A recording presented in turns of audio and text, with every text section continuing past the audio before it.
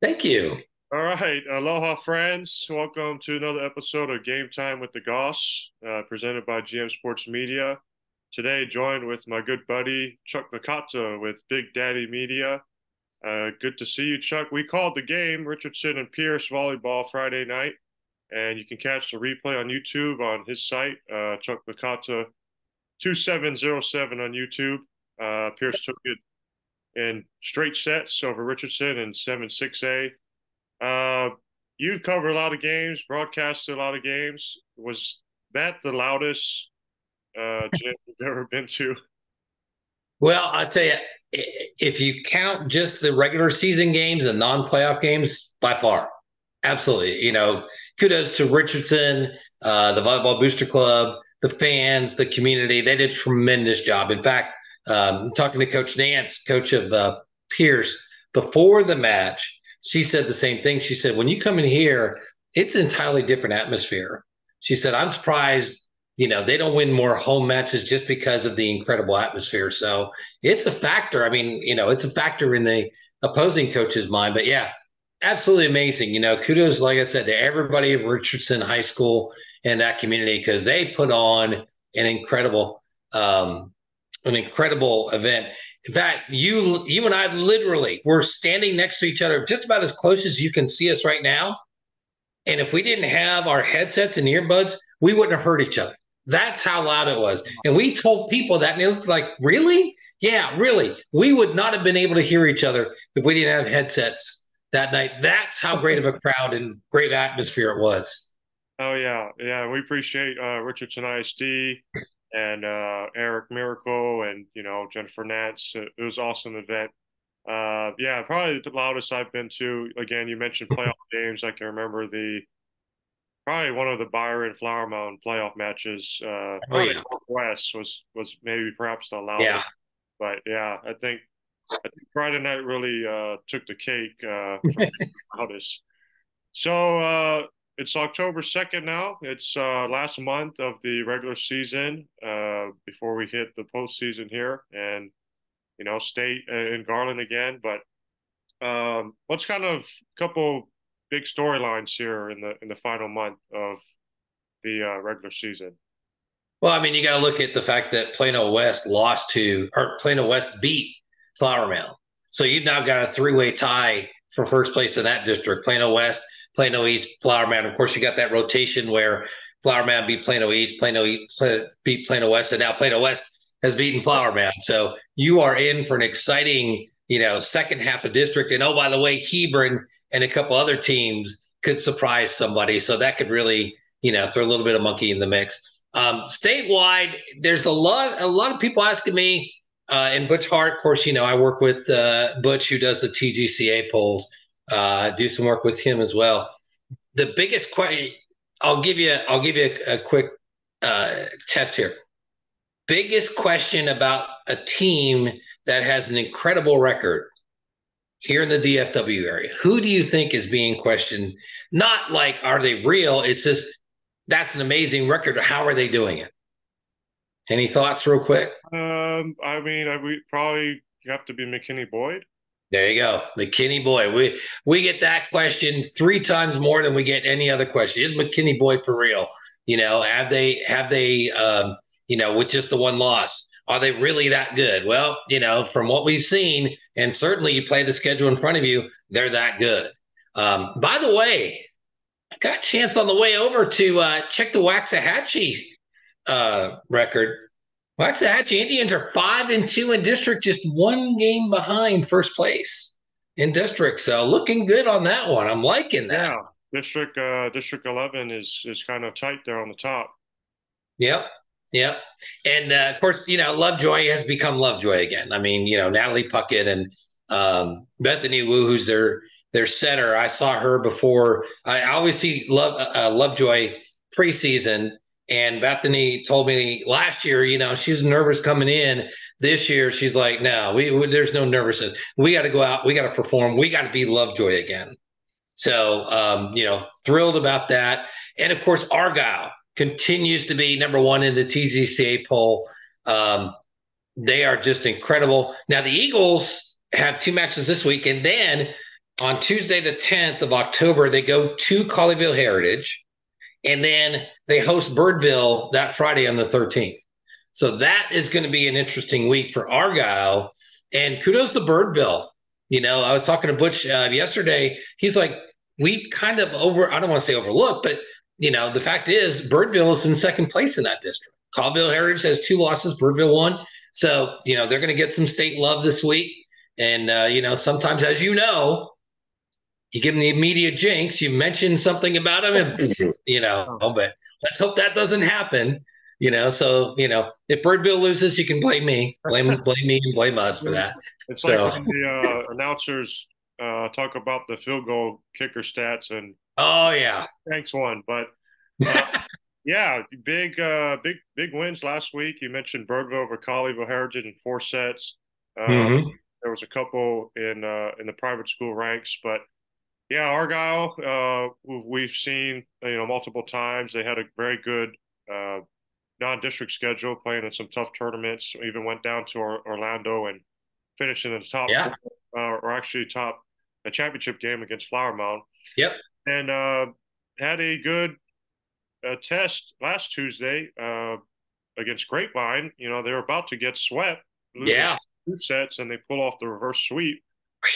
So a little adversity test there for the Eagles. So yeah, they're, like you mentioned, state number 1 in 5A in the state. So they're looking pretty good. And how about 5A? I think it's 5A or 6-5A. Granbury, 1 loss in district, tied for first with Aledo. Yeah. They had a big upset against Northwest a couple weeks ago in 5 So yeah, that district is could be a 3-way race for first. Yep. Claire Gay and the Aledo Bearcats lost to Northwest at home, the very first district match between those two. And then Granbury beat Northwest. And of course, Aledo's beating Granbury. So, the Flower Mound, Plato West, Plato East situation where everybody's beating each other one time. So look out for the second half of district. It's going to be fun. Just real quick, you mentioned Lovejoy, being Lovejoy again. So they're leading District 13. Kind of thought that there might be a test there last week against McKinney North, and Lovejoy was able to sweep them. So they're looking good with, Natalie Puckett and Ashton Ritchie, the assistant coach. So look out for those Lovejoy Leopards. What about just going back to statewide? And we know how tough this area is, DFW. We know how tough the whole state is in Class 6A. You've seen them a couple times. I've seen them once. I mean, is Grand Oaks a lock? Are we locking them as state champs? I mean, how many sets have they dropped? Maybe 1 set or 2, but I think 5, total of 5, but they're 36-1. Yes. Yeah, they're 36-1 overall. Lost 1 time to Prestonwood in the semifinals of the Volleypalooza tournament.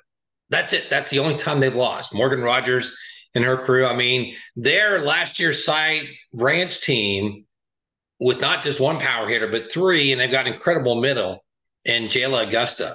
I wouldn't say they're a lock as state champions, but I will say this. Butch Hart, we always have this little fun. When you get to this point, you're kind of like looking towards state.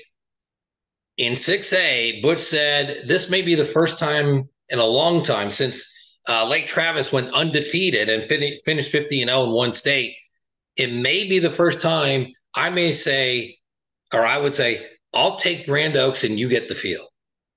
Think about that. Yeah. We're talking about defending champ Dripping Springs. Lake Travis in the same district as Dripping Springs has beaten Dripping Springs already. So they're really good. Of course, you're talking McKinney Boyd in that. Cy Ranch has moved up the 4th in the latest TGCA polls just because they've just been consistent. They're all around, Dripping Springs, South Lake Carroll, of course, up here. They've been really good. Byron Nelson, don't ever rule out, Bree and Byron Nelson. And, of course, Flower Mound. I still think Flower Mound's going to win that district, like I told you, the first time we did this. So there's a ton of potential, but really surprising that Butch took Grand Oaks and gave me the field. And I'm taking it, but it wouldn't be surprising if they won because they're just that good. They're all around solid. They've got not one but two setters who are really good. Audrey Terry is their number one setter. She played libero in club. She's transitioned to center. Think about that for a minute. Yeah. Libero transitioned to center. Her hands are incredible. So Yeah, I mean, I feel like here in DFW, because it's been since 2019 that there's been a DFW a champ in 6A. and back to back, by the way. There was Byron Nelson, but I just feel like this, 6A Region 1 is so tough that they kind of just like kill each other before they get even to state. So whoever comes out and goes to states just, worn out. And Well, of course, yeah, and that's a case where you'd like to see them do what they did with playoffs and like the NCAA Men's Final Four, get that play-in match. You should be able to have the top two, regional finishers from, Region 1 play in to play at state because they're that good. I mean, there's just so many good teams. We've talked about it before. We talked about it with many coaches before. It's almost unfair how good the teams in Region 1 are and the fact they only send one to state. yeah, like those regional tournaments, those games, some of those games are better than the state games, and it's like, Oh my God, yeah. Oh yeah. my God, yeah. I mean, back when Byron and Flower Mountain do their battles, it's like Oh, this is the state championship right here. yeah. Yeah. What was the regional semifinals? They played back to back years, and Yeah, Byron won, or Flower Mound won the first one, then Byron Nelson won the second, and both went on to win state. I mean, you can't ask for better than that. And of course, don't forget Karen Keeney and Hebron won three in a row, in 6A. So, I mean, this is just how good the DFW area is. That's why I live in Granbury, because I want to be as close to this area as I can be. love it. You kind of already touched base on some teams. Is there one or two that maybe we're still not really on our radar and could make a significant playoff run? Are you talking state or area? We could talk state. Yeah. Okay. Well, in 2A, you're four top heavy. You got Iola, then you got Julian, and Julian's only loss was to Iola when they opened district last week. So you got those two. You got Crawford under Jeff Coker, who won state in 17 and 19. They're back to state level. Okay. Then you got Windthorst, which, oh, by the way, defending state champs and team with the most ever state championship titles. So that's the top four in that classification alone. In 1A, of course, yeah, okay, we got to mention Blum, right? Can't do one of these without mentioning Orr McPherson and the Blum Lady Cats, but we talked about Benjamin. They took a loss, but I think, Coach Corey and Benjamin's going to be there when it's all said and done. Round top Carmine, who was really good when Windthorst and Carmine were trading out state championship titles back in the 90s. They're back up to number 3. McMullen County's been good. Grayford, which is up the road from us, has been good there as well. 3A Goliad with Jess Odom, they won back-to-back in 17 and 18.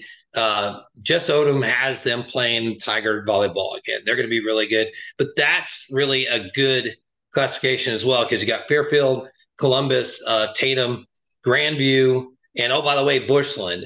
And Jason Culpepper's been to state 11 times as a coach. And he's at Bushland, and you never count them out until they're officially eliminated.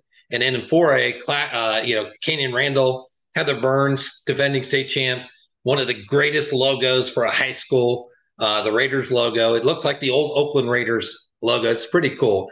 They're number one in TGCA poll at least, but Davenport is third. They're 34-4, and they took Cornerstone Christian, which is a nationally ranked team. They took Cornerstone Christian. This is a 4A team playing basically a 6-7A team. They took them to 4 sets. That's huge. And Butch told me that Mike Carter, who's the coach at Cornerstone, was really impressed with Davenport and said, this is a team that could win state if they're playing, as tough as they were today. So, and of course in 4A, you've got to look at Belleville, Susan Brewer looking for that 10th ever state championship. Belleville's probably going to be there before all said and done. So it's kind of a little bit of a state wrap up for you. Oh, we love it. It's just to get the readers as much information. That's why you're the best, my friend.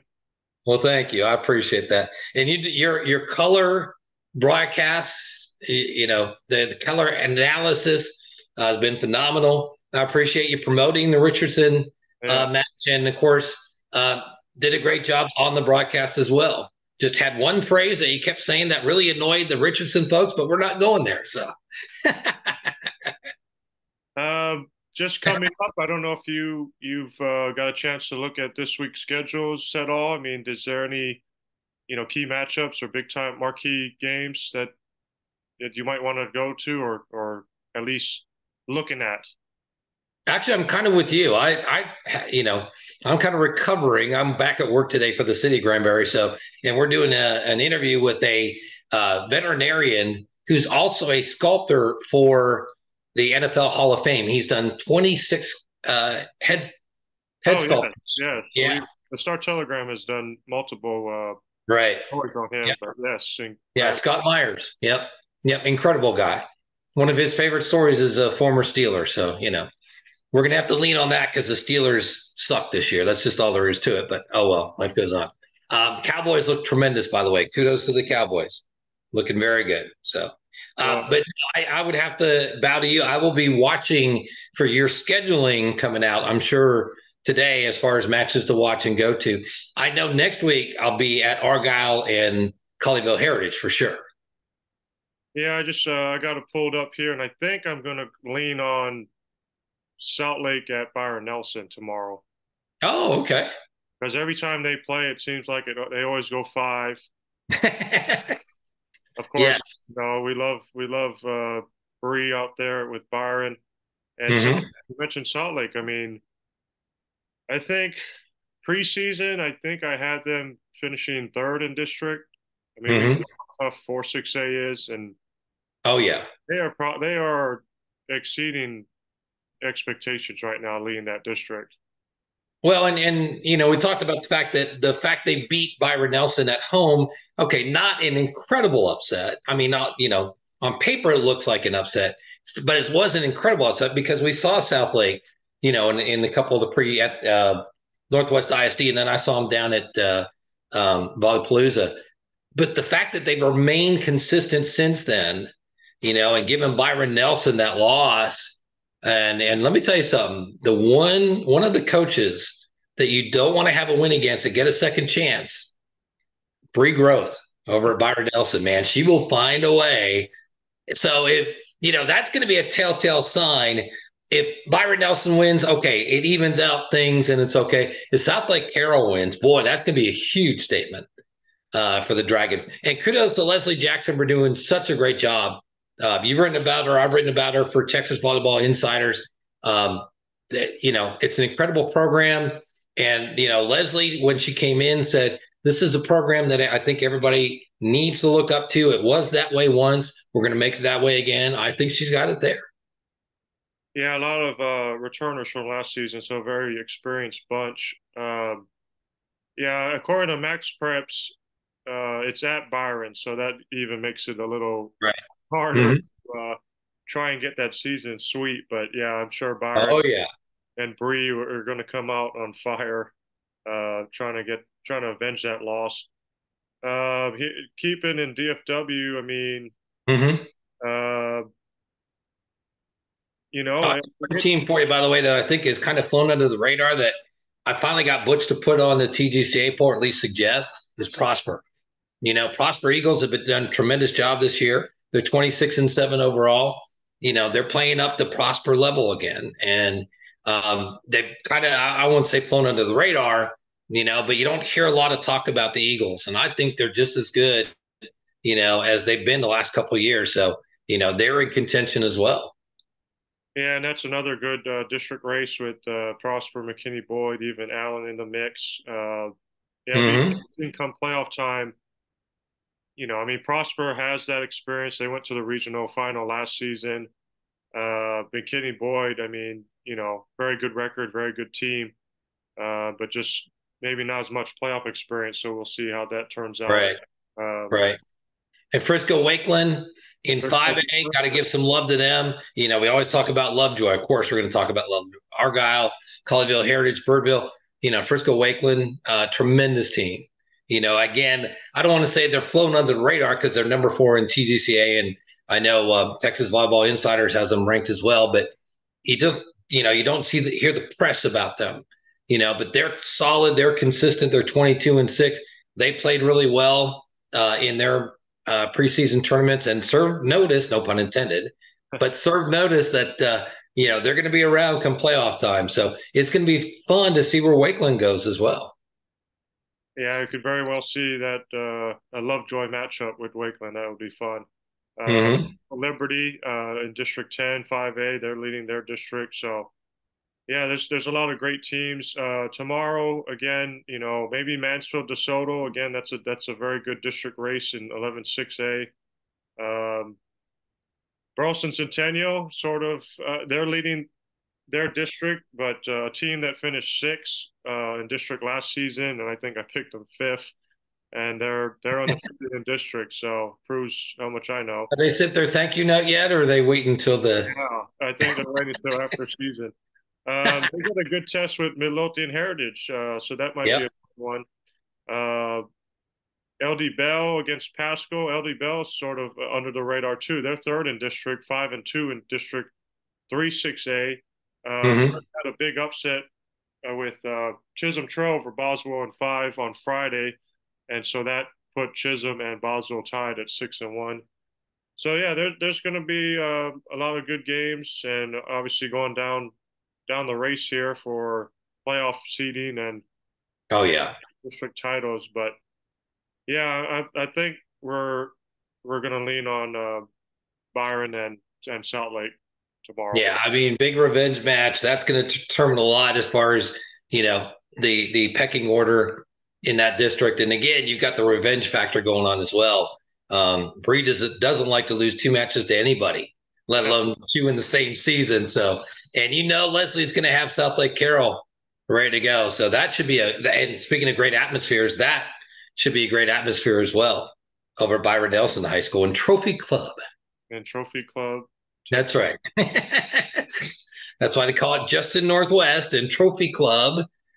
Oh man, some of the towns that are locators are interesting. Like Hewitt Midway. Um, if you go to Midway High School down in the Waco area, don't call them Waco Midway. They'll throw you out of the gym. It's Hewitt Midway because they literally are right inside the city limits of Hewitt. In fact, it's kind of like Lovejoy. They're just inside that Lucas city limits. Yeah, it's like that close. They're right there. So don't call them Waco Midway. Call them Hewitt Midway. I think with Midway, I don't know. I thought the school was a Waco address, and then their football stadium was a Hewitt address, which Yes. Yep. Yeah. Right when you cross the city line, you get, I don't know, gosh, 200 yards in, yeah. and it's a football stadium. So, I made that mistake one time. Gosh, this is years ago. This is like a decade ago. And they were ranked statewide and they were on looking like the volleyball team was looking like they go to the state tournament. And coach who I talked to all year said, by the way, he says, please refer to us as Hewitt Midway. And I said, why? And he gave the explanation. He said, a lot of Hewitt Midway parents will discard your information if you have Waco Midway. It's like, okay, all right, I understand. Yeah, well, the UIL still calls them Waco Midway, so.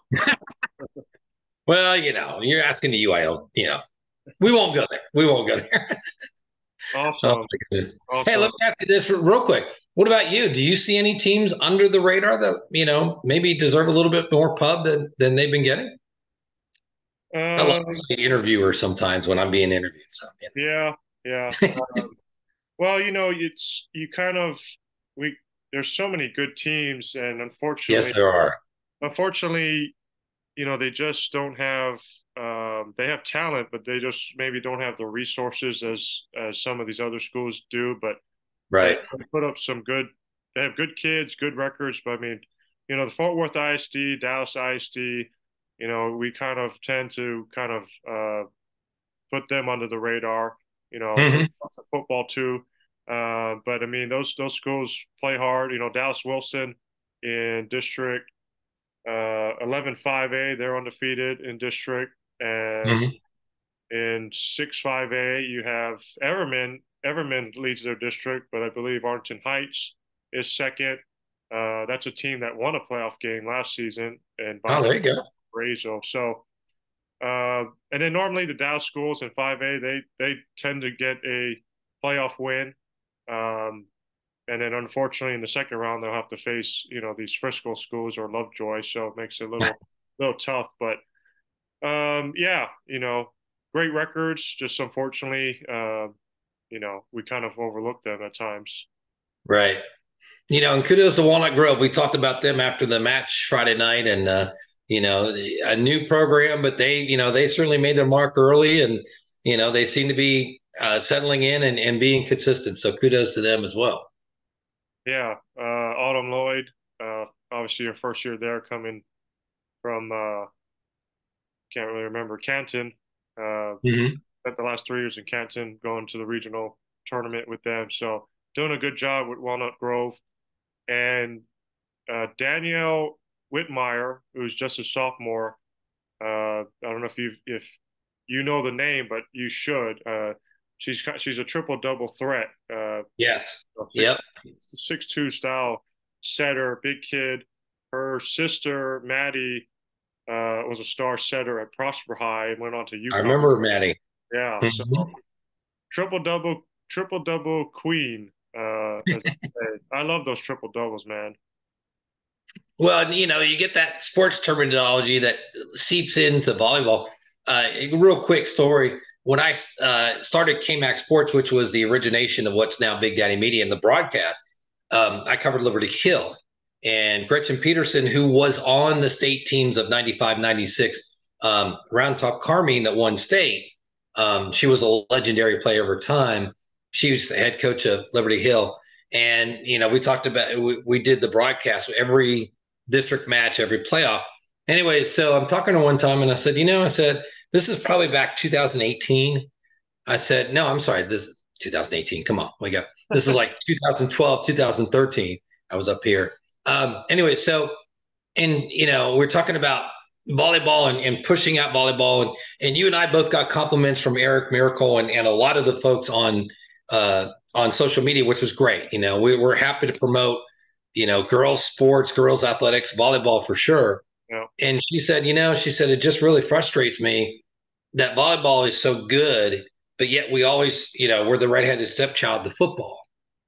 And I really think that here we are in 2023, and forget about my efforts, your efforts, Butch's efforts, those, Terrence down in San Antonio. I think that because Texas high school volleyball athletes are some of the greatest volleyball players in the world, I think it's stepped up. I think it's up 2 notches from where it used to be, as far as people knowing about Texas high school volleyball. In Texas, obviously the colleges, UT, and the college volleyball scene. I really think that it's stepped up, and it's everything we can do to promote it because it's just so darn good. Oh, amen, man. Amen. Awesome. And then real quick, just something fun. We'll get you out on this, but I would love to run down some of this volleyball terms, lingo, in case most people don't know, what certain Okay. lingo is. But um, I mean, one of my favorites of yours, is the block party block combo, which is That's pretty right. pretty obvious. Right. When Block you get two players up for the block that make the point scoring block, that's a block combo. Now, if you get either one person, two, three, whatever, and the ball hits their hands and just goes slamming down, it's a block party. When you get an emphatic block, whether Yeah, it's one, two, three people, whatever, that's a block party. Okay. yeah, That's definitely a block party. A real estate shot is somebody that tips it. It doesn't have to be a slam, tips a shot and it's where nobody is. It's the old wee wee keeler, hit them where they ain't. When you put a ball where somebody isn't, it's called a real estate shot. Location, location, Location, location. location. Yeah. I'll tell you, one of the things that we hadn't seen in a while that kind of caught me off guard on Friday at Richardson was when the ball it's almost an overpass, but it's in the middle, and both teams have players that go up for it. That's called a joust. A joust. Okay, I A like joust. that. Yep, a joust. And then, Okay. of course, you get the overpass when somebody, usually on a return of a serve, they send the ball over the net, and there's the big middle blocker just sitting there, and then slams it home. That's called a birthday ball. Yeah. And then when a setter, usually a setter, gets the ball, and you're playing defense, and you're waiting for her to pass it to somebody, and she dumps it over, and it lands right in the middle of everybody with Yeah. no chance for anybody to get it. I call that the Bermuda Triangle. Okay, I like that. So, yep. That's probably a lot better than just calling it a dump. Well, yeah, it's still a dump shot, but pops it into the Bermuda Triangle. Okay, I like that. So, and of course the funnest one that I learned from Paige Rosenthal, who does play-by-play for Dripping Springs and does playoff stuff for me. She taught me this years ago. When somebody hits the ball on offense and it goes out just inside the end line in either of the corners in the back row, that's called the coffin corner. Yeah, back those football days, Madden, coffin corner kick. Yeah, there you go. Yeah, those are. I like when there's block combos, and then Mm-hmm. you do the jersey numbers, the 6-11 combo or whatever. Right, exactly. Yep. Mm-hmm. I think my favorite probably to watch when it's emphatic has to be the birthday kill. Oh, the birthday ball. Yeah, because when those middles get their eyes light up and Oh yeah, can you imagine? Yeah. Yeah, but there's a few teams that you can't do the birthday ball with, and Grand Prairie, Grand Oaks is one of them. You do that, and it's coming down at 80 miles an hour. That's the next thing I think is getting a radar gun out there, and some of these great C set. You get the center in the middle, pops it, and the ball's barely in the air, and the player right there just slams it, and it goes straight down. You get the miles an hour on some of that stuff, man. It's pretty quick, so. I'm looking forward to maybe getting the radar gun involved and seeing, some of the hits, yeah. and as far as miles an hour go, because man, I'll tell you what, there are some serious hitters in the DFW area. We've seen them. We've seen them for sure. So, and I want to give two others because I forgot to mention this on Friday, but and I told you maybe it's an old term, but the campfire shot, which is sort of like the real estate shot, where you tip it over the middle and it just lands in the middle, no one gets to it, right. And then slice of heaven, which those two terms I learned from Deanna Newton over at Burleson. Slice Right. of heaven is when you get that kill in the 5 foot line, but you goes diagonally, so it's Right. slice like that. Right. Like I also like the slide when those middles get a Yeah. good Right. yeah, some of these middles are fun to watch. Yeah, and that's a great thing is when you have a team that's really good at blocking and the offensive team has to find a way to get around the block. That's the fun part. That's when you get middle of the first set and you start seeing that. And that's when I think you see a lot of slides because, okay, they've dialed into our hitters. Now let's find a way to reposition them and work around the block. So it's a lot of fun. Volleyball is such a great game. It really is. Amen. And thank you for having me on again. I really appreciate it. I know it had nothing to do with the fact that we did a broadcast together on Friday, but it's wonderful to talk volleyball because you're passionate. I'm passionate. Butch is passionate. There's so many people passionate. I think it does the players and the coaches and the community good to see people that are passionate about volleyball that aren't directly tied in because we love the sport as much as they do. And anything we can do to promote the kids, promote the communities because they deserve it. They work as hard as anybody and they truly deserve every second of mention, that they get. So we're thrilled to do it. Amen, brother. Love it. We love it. Awesome. Well, yeah, appreciate you hopping on, and we'll try to do this right before playoffs for a playoff Yes. preview. I Yep. know he's probably busy, but we'd love to maybe try to get uh, three of us with Butch possibly. Oh yeah, absolutely. We So can do it. He'll do it. awesome. He'll be happy to do it. Yep. Awesome. Although just realize you won't get a lot of talking in because once Butch got, he's one of those. Once he Yes. goes off, Yeah. he'll start talking about one team, and Oh he yeah. talks about a player, transitions to another team, and next thing you know, you're 5 minutes in. It's like I don't remember asking a question. What was the question? So, but But we'll have yeah, fun with Butch for sure. I love running into Butch at those state tournaments for sure. Yep. Yep. Awesome. Well, thank you, my friend. That's Chuck Licata with Big Daddy Media. You can follow on Twitter or now X at Big Media 19. Again, Richardson Pierce volleyball replay you can watch on YouTube. Chuck Licata 2707 does a great job. We appreciate you so much, buddy. All right, bud. Talk to you soon. See ya. All right, that's this is